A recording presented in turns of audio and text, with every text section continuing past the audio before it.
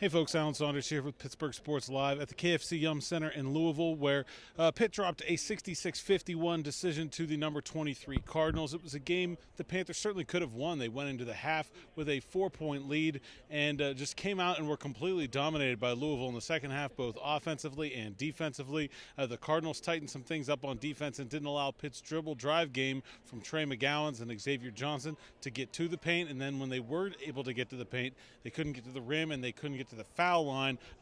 Johnson finished with 9. McGowan's had just 7, 16 points from two players that had 50 points combined. The first time these two teams played back in Pittsburgh when Pitt beat Louisville, and that's the last time that this Cardinals team lost. And Pitt head coach Jeff Capel said, the biggest commonality in Pitt's what is now a 4-game losing streak is the quality of opponent. Pitt lost to Louisville, lost to Duke, lost to NC State, lost to Syracuse. Good basketball teams, and the Panthers just quite aren't at that level at this point in the season. Common thread is that we played, I think you said the last 3 games, we played 3 really, really good teams that are very good defensively.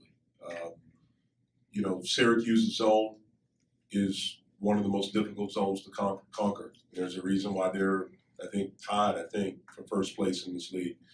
Duke is one of the best teams in the country, and there's a reason why they're ranked 2 and tied for first place in this league. And Louisville's a really good team. They're tied for first place in this league. I think that's why. The Panthers did get an excellent performance again from senior wing WilsonFrame, who led the team with 14 points and was 4 of 10 shooting from beyond 3-point range. WilsonFrame said the key to what the Panthers need to do going forward is to remain connected and together when things start to go poorly. They went on a stretch in the second half of this game where they didn't score for over 5 minutes, and WilsonFrame said they were starting to freelance, that they were individualizing instead of playing together. And even though it is a dribble drive based offense, they still need to play within a team framework with these young players. It's like we missed a couple shots, and we started getting, to a point where everybody was kind of putting too much pressure on their own self, trying to make a play, instead of just staying connected. I think that's the reason why we were up at halftime, is because we were connected on offense. Even the last play right before the buzzer went off is indicative of how together we were. No look past the Kenner right in the basket, it's an easy layup. In the second half, we started being a little more selfish on offense, and that contributes and carries over to the defensive end because now nobody's talking, now nobody's in helping. I think that's what really helped them get out to that lead. The other factor that may be a part of Pitt's recent slide is a freshman wall for those 3 big players, and it's not just the 3 of them, as several of Pitt's players are playing more minutes or a larger role than they were in the past. Different team, different schedule. Malik Ellison didn't play last season. City and Deer was playing at a lower level than this, not ACC basketball, and they're not used to the grind of the ACC. And Pitt has played a very difficult schedule, as he mentioned earlier. This is a difficult time of the season for everyone because it's the end of January. You're getting close to February. Everyone's a little bit banged up, especially guys that played a lot of minutes.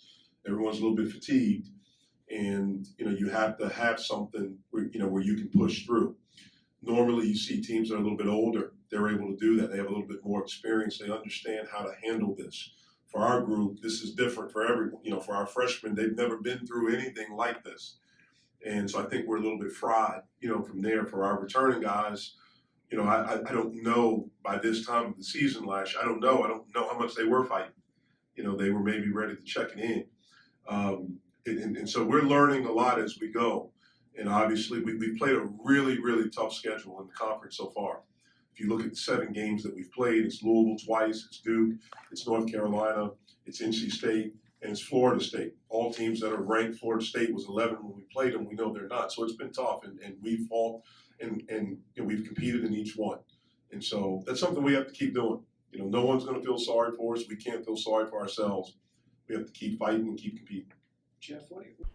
The Panthers will try to bounce back on Tuesday night when they visit Clemson. That game has a 9 p.m. tip-off, and Mitchell Northam will be there for Pittsburgh Sports Now. Until then, thanks for watching. I'm Alan Saunders from Louisville with Pittsburgh Sports Live.